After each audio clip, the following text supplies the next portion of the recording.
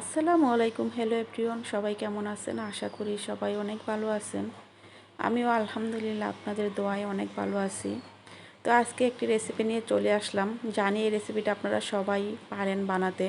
তো আজকে আমি এটা বানিয়ে খেয়েছি, তার জন্য ভাবলাম যে আপনাদের সাথেও শেয়ার করি রেসিপিটা। তো আজকে বানাবো হচ্ছে গিয়ে পাটিসাপটা পিঠা। তো আমার পিঠার ভিতরে পাটিসাপটা পিঠাটাই বেশি ভালো লাগে খেতে। কার কার পছন্দ কমেন্টে জানাবেন। তো এদিকে আমি পাটিসাপটা পিঠার জন্য আমি খেজুরের গুড় নিয়েছি। খেজুরের গুড়টা পানিতে গুলে নিয়েছি। তো এর ভিতরে আমি দিয়ে দিব হচ্ছে 2 কাপের মতো চালের গুঁড়া আর 1 কাপ ময়দা দিয়ে আমি গুড়ের সাথে ভালোভাবে মিশিয়ে নিব। তো ময়দাটা দিলে পিঠাটা অনেক সফট হয় আর খেতেও ভালো লাগে। তো মিশানো হয়ে গেলে এখানে আমি দিয়ে দিব হচ্ছে পরিমাণ মতো লবণ। লবণটা দিয়ে ভালোভাবে মিশিয়ে নিব। তো এইখানে আমার পিঠার ঘনত্বটা বেশি হয়ে গেছে, তারপর সামান্য পরিমাণ পানি দিয়ে আমি একটা পাতলা ডো তৈরি করে নেব।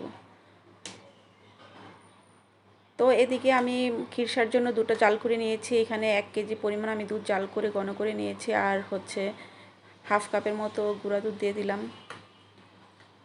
তো দুধের পরিমাণটা যত বেশি হবে ততই পিঠাটা খেতে মজা লাগবে।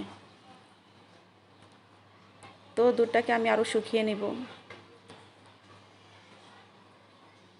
তো এখানে আমার দুধটা জাল করা হয়ে গেছে। এখন আমি দুধের খিরসাটা বানানোর জন্য এখানে 5 টেবিল চামচের মতো চালের গুঁড়া দিয়ে দিব পানিতে গুলে। তো একটি বাটিতে আমি এখানে চালের গুঁড়াটা নিয়েছি। তো পানি দিয়ে গুলে আমি দুধের ভিতর দিয়ে দিব।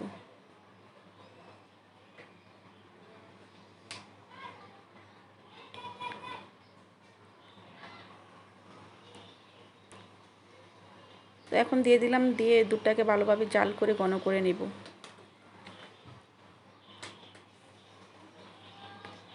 তো দেখুন আমার খিরসাটা হয়ে গেছে, এখন আমি নামিয়ে নেব।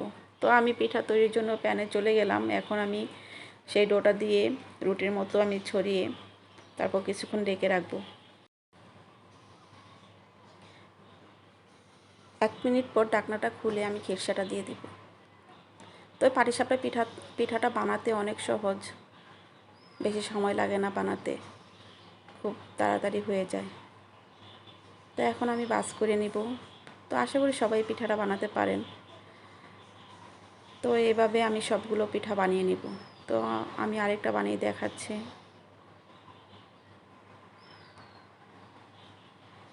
তবে অনেকের হাতে এই পিঠাটা হতে চায় না, রুটিটা পারফেক্ট হয় না, তলায় লেগে যায়।